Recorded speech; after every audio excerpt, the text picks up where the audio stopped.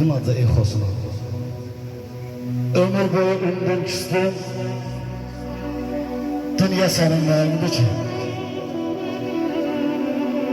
Arkasıyla astın, kestin, dünya senin neyindi ki?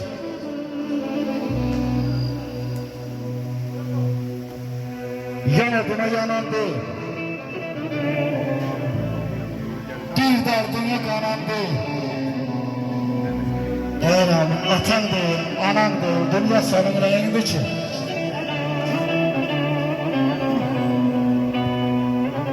İşin yoktur hanla, beyne.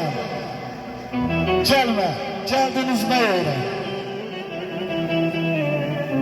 Ayrası, verdiğine sever deyinən, dünya senin neyindi ki?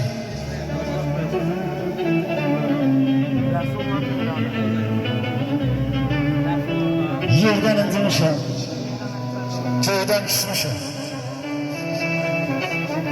Ay zamin, tövbe bu dünyaya bir de gelmərəm.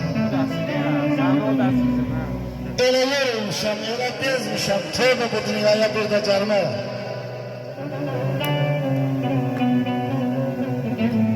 Başımı baylara ile giderim.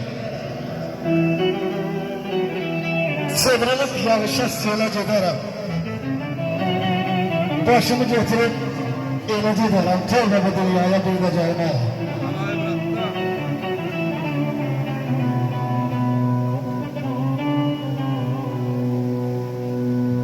Köyüme bir yuva yapabilmedim. Başımın başına çırpabilmedim. Kapım hayandadır. Tapabilmedim. Dünya kapını aç. Açın dedim. Bendenin Tanrı'ya elçi çatışmır. Safları sermeye sergi çatışmır. Hayır ki. Yüreklerde təkcə sevgi çatışmır. Dünya kapını aç. Açın dedim.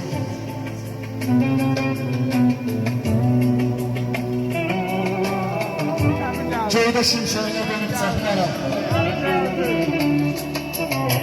Yerde bularımla koşa akmaram.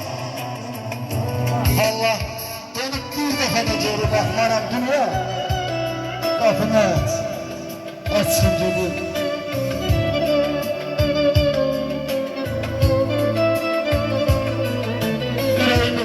Əsim-əsimdir. Kulağıma çatan quru səsimdir. Qonağım olduğum illər bəsindir. Dünya qapını aç. Açın dedim. Salar olsun. Yaşa.